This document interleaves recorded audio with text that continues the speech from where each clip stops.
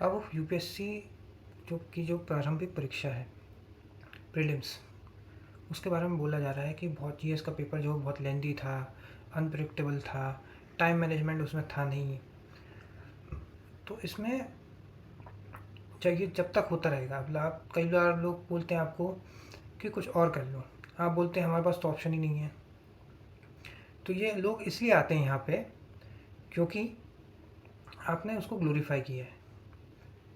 आप जब तक उसको पूछते रहेंगे यूपीएससी वालों को, आईएएस आईपीएस लोगों को, तब तक ये होता रहेगा। और सरकार को भी ये चाहिए कि जो आपके प्रोडक्टिव ईयर्स हैं उन्हें बर्बाद किया जाए। तो ना अटेम्प्ट सरकार चेंज करेगी, ना ही उसका एज लिमिट तय करेगी, क्योंकि 30-32 साल तक, 34 साल तक व्यक्ति जो है तैयारी ही करता रहेगा, सरकार से जो है सवाल पूछेंगे ही नहीं। ये एक फ़ायदा हो जाता है, इसलिए इनको कभी भी चेंज नहीं किया जाता। और जो स्टूडेंट हैं वो आपस में भिड़ते रहते हैं, रिजर्व कैटेगरी वाले अनरिजर्व कैटेगरी से, अनरिजर्व कैटेगरी वाले रिजर्व कैटेगरी से। उनको लगता है कि इनके साथ गलत हुआ, हर व्यक्ति के साथ गलत हुआ है। अगर 8 लाख लोग 800 पोस्ट के लिए अप्लाई करेंगे तो 800 लोगों को ही वो पोस्ट मिलेगी, सबको नहीं मिल सकती। और ये जो रेडिट पर लोग लिख देते हैं कि मेरे को रिसर्च और एनालिटिकल स्किल और दूसरी स्किल्स मिली, मेरे को ये मिला, मेरे को वो मिला, बस मेरे को जॉब चाहिए। तो भाई जॉब ढूंढो ना।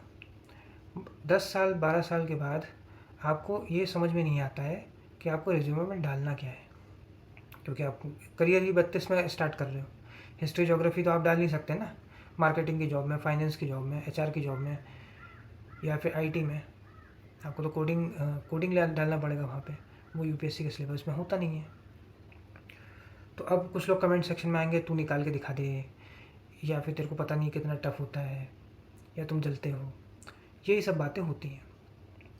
तो ऐसा है कि अगर आप रेडिट पे ये सब सारे सवाल पूछ रहे हो, यूट्यूब पे हर जगह पे कमेंट करते हो गवर्नमेंट जॉब वर्सेस प्राइवेट पर कमेंट करने जा रहे हो, उसी से समझ में आ रहा है कि आपकी प्रिपरेशन कैसी है। अगर आप इस बात से सहमत नहीं भी हो तब भी, कि आप कितने खाली हो कि हर जगह पे कमेंट आप कर रहे हो, हर मीम को आप शेयर कर रहे हो कि गवर्नमेंट जॉब को बस मैं गाली दूंगा तो कूल लगेगा।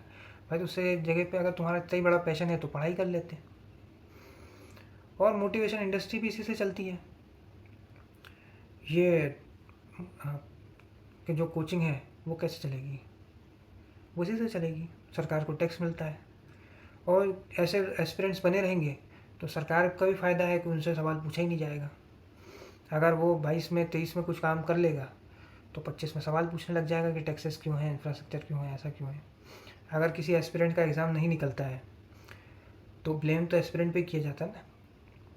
अब ये दिल्ली जिम खाना बंद हुआ, एलिटिज़म, आईएएस अधिकारी आईपीएस अधिकारी जाते थे, तो लोग जो है तरह तरह की बातें कर रहे हैं, उसका विरोध कर रहे हैं, जबकि उसका एलिटिज़म उसको ख़त्म करना था तो ख़त्म कर दिया लोगों ने। 1000 रुपये के साल की लीज़ के हिसाब से चलता था वो, और सिर्फ बड़े अधिकारी ही जा सकते थे, छोटे लोग जा नहीं सकते थे। अब लोग इसमें क्यों आते हैं, प्रश्न ये है। अब एक चपरासी लेवल का भी बंदा है, उससे भी एसपी डीएसपी दिखते हैं, उसको भी लगता है कि बड़े अधिकारी हमें दिख रहे हैं, तो हम लोग जो है भले ही चाय पिला रहे हैं लेकिन हम लोग अपने और रिश्तेदारों के काम निकलवा सकते हैं, इसलिए लोग आते हैं। एक एंटाइटलमेंट मिलता है, और सरकार भी यही चाहती है कि आप इसी में लगे रहो, तो आप लगे रहते हो। धीरे धीरे आपके प्रोडक्टिव ईयर ख़त्म हो जाते हैं, फिर बाद में आपको समझ नहीं आता कि करना क्या है। अब जो दूसरा व्यक्ति है, अब जो ठेला लगा रहा है, उसका ये लोग मजाक बनाएंगे कि तूने डिग्री लेकर ये कर लिया है, पिताजी तेरे ये थे, अब ये तू ये कर रहा है। अगर कोई बेकरी में काम कर रहा है तो 18 साल की एज में 24 साल तक वो बेकरी का पूरा काम सीख जाएगा और खुद की दुकान डाल देगा। जब तक वो 32 साल का होगा उसका पूरा बिजनेस सेटअप हो चुका होगा, अच्छा खासा रह जाएगा, लेकिन फिर उसको इज्जत नहीं मिलेगी। इसलिए जो आईएएस अधिकारी है, आईपीएस अधिकारी है, उसको छोटे शहर गांव वाले इज्जत देते हैं।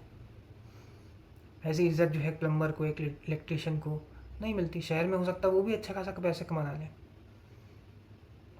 बेकरी खोल के वो पैसे बना सकता है, कई सारे काम कर सकता है, बट उसको क्या है, एक एडिटिज़म जो मिलता है आईएएस अधिकारी को, वो चीज़ एक प्लम्बर को, एक इलेक्ट्रिशियन को नहीं मिलती है।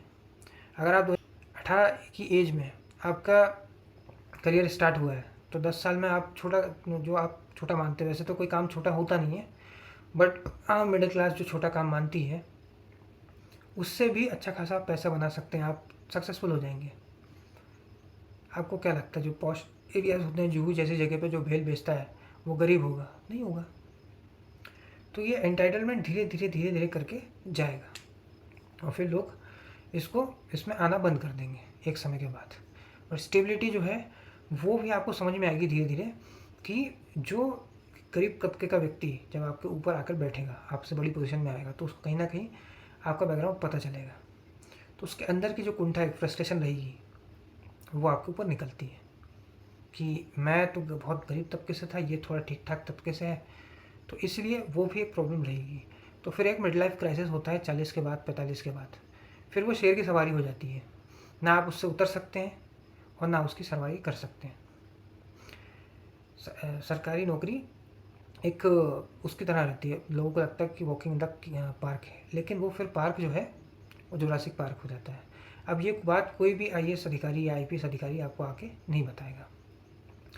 अब ये कहते हैं कि जो नेता है उसका भी आप एलिटिज़म जो है हटा दीजिए, जैसे दिल्ली जिम खाना का किया है। तो नेता जो है उसको 5 साल में वापस बदला जा सकता है, आपको नहीं बदला जा सकता। आपने एक बार जो है एग्ज़ाम पास कर दिया और फिर आपको स्टेबिलिटी दी जाती है, आपको पेंशन दी जाती है, इसलिए आपसे ही सवाल पूछे जाएंगे, इसलिए जनता भी आप ही के अगेंस्ट में जाएगी। तो इसलिए इसका जो उपाय है वो यही है कि जैसे आपने सेना में अग्निवीर दी, वैसे ही UPSC में और SSC में, बैंक में 3 गुना आप हायरिंग करें और अग्निवीर ले आइए कि 4 साल तक तो आपको कंट्रोल करना पड़ेगा। अब आप ये कहेंगे कि 4 साल के बाद तो हो सकता है वो करप्शन करे, तो 4 साल तो वो कंट्रोल करके रखेंगे ना, अभी तो प्रोबेशन पीरियड में भी फंसा हुआ है। कुछ अगर आप चेंज करोगे तो उसको डर रहेगा तो आगे उसको समझ आएगी, कोई ना कोई तो पॉलिसी आपको लानी पड़ेगी चेंज करने के लिए। नहीं तो ये एलिटिज़म में ही लोग जो है 10-10, 12-12 साल तक, 35-35 साल तक घिसते रहेंगे, लिखते रहेंगे एग्ज़ाम, और जो देश की प्रोडक्टिविटी है वो ऐसे ही ख़त्म होती जाएगी। आज के इस वीडियो में इतना ही। अगर ये वीडियो आपको पसंद आए तो वीडियो को लाइक करें, शेयर करें और चैनल को सब्सक्राइब करें। धन्यवाद।